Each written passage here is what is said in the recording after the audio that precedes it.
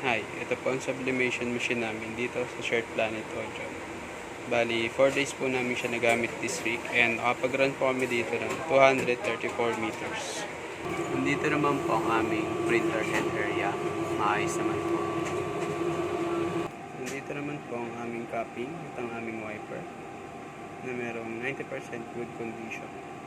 Ganito naman po ang tamang pag-head clean. Ganito naman po ang pag-nozzle test. Ito naman po ang aming test print.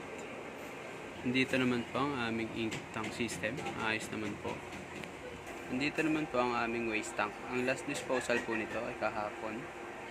And dito naman po nakalagay ang aming stocks na mga sable roll. And dito naman po nakalagay ang aming stock na unused at mga used na inks.